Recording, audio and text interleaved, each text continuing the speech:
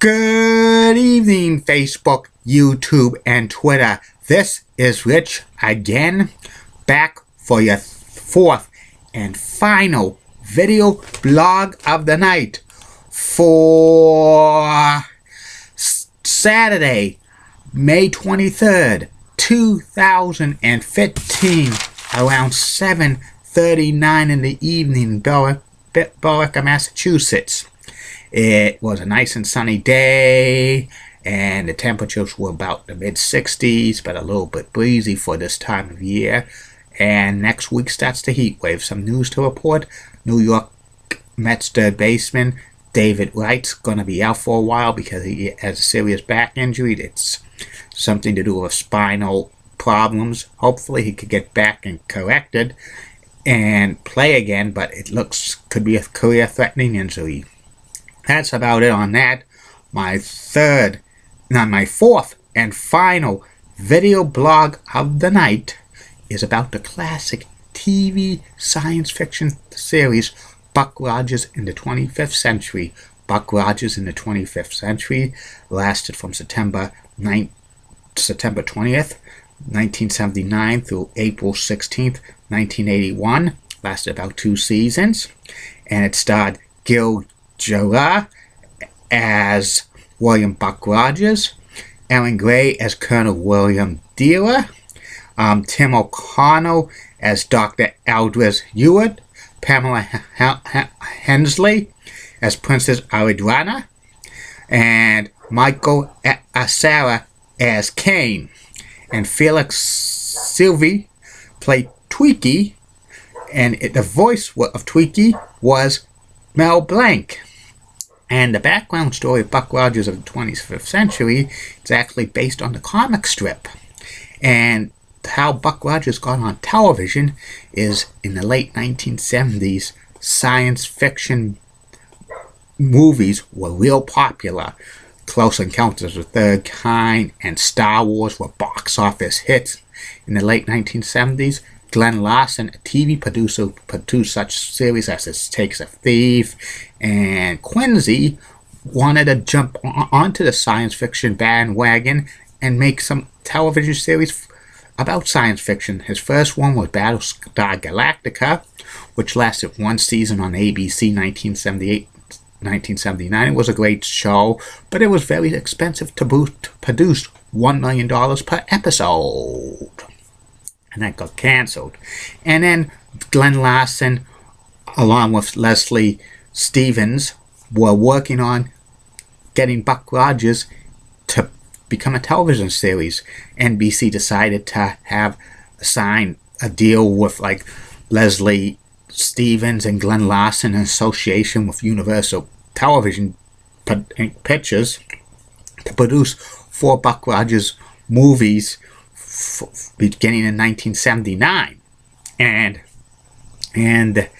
they agreed to that. And then Glenn Larson decided to make a Buck Rogers theater movie, which came out in March 30th, 1979. The plot line for Buck Rogers in the 25th Century: in 1987, NASA launched the last of its deep space probes, and aboard Ranger 3 was an astronaut, William Buck Rogers.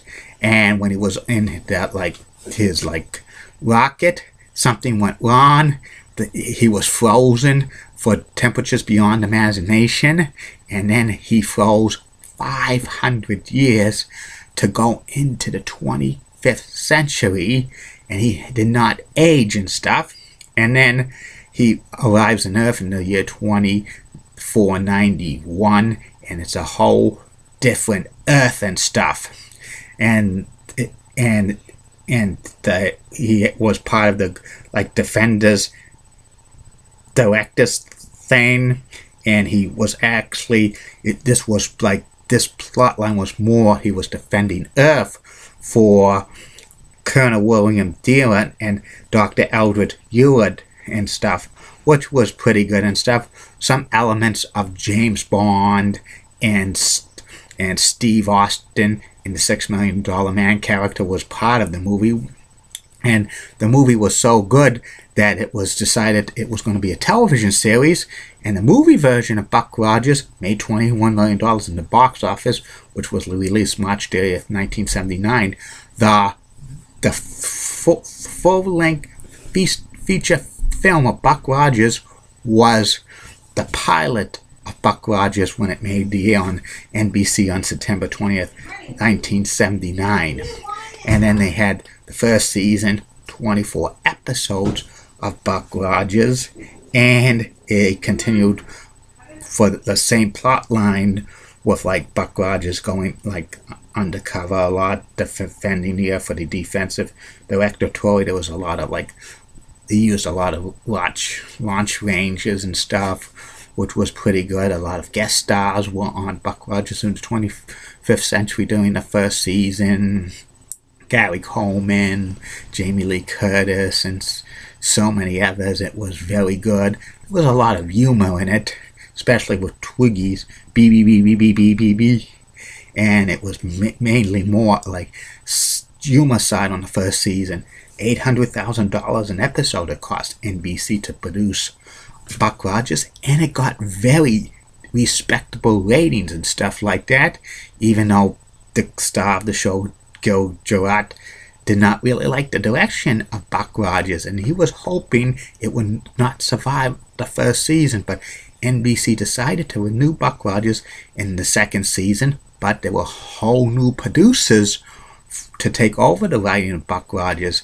And in the 1980-81 television season, which was delayed by a writer's strike, they had to revamp Buck Rogers, and a couple of the characters left. Tim O'Connell and Pamela Helmsley and Michael Sarah left Buck Rogers, and then Buck Rogers and Twiggy and William Wilma During go on aboard a spacecraft, and it's called The Searcher. And joining the cast for the second season of Buck Rogers was Thomas Christopher as Hawk, Jay Gardner as Admiral Ephraim Astromer, Wilford Hyde Wright as Dr. Goodfellow, and Creighton, he was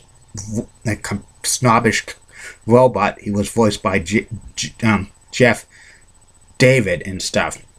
And they changed it from being more like a kind of a James Bond / $6 Million Man storyline to a thing with a spaceship, more like a Star Trek and Battlestar Galactica storylines, which these storylines dealt with serious stuff, which was ecology, evolution, racism, nuclear war, power, and religion and stuff, among other things.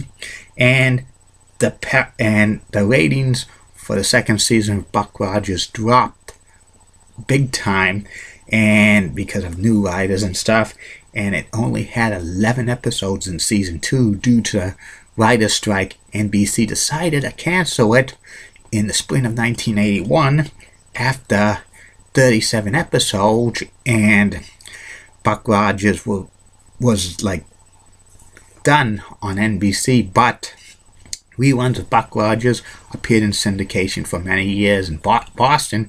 It was shown on Fox 25 Saturday afternoons, teaming with Battlestar Galactica for many years. If they were on, I think Battlestar Galactica was at 4 p.m. and then Buck Rogers at 5, and then it was on WNDS TV 50 for many years. Also, it was shown on WWOR in New York market and stuff. When the Sci-Fi Channel was launched in 1992, Buck Rogers reruns was shown on there for many years. Later on, it was shown on RTV, and soon it's going to be shown on Cozy TV in the near future and stuff.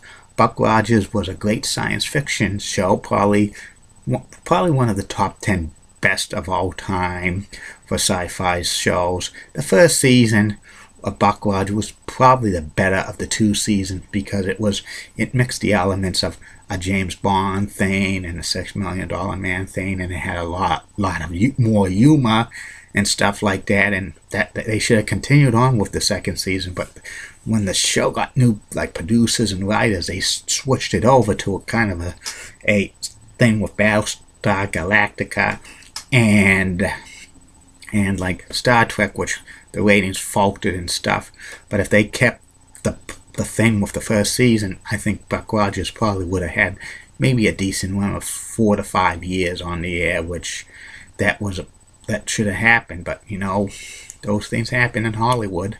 There's talk about having a Buck Rogers in a 25th century movie in the near future, but that hasn't happened yet. And as people wanted Buck Rogers to be like rebooted for right now, for a new version, because they rebooted Battlestar Galactica, which became better than the original, but that's not in the cards and stuff.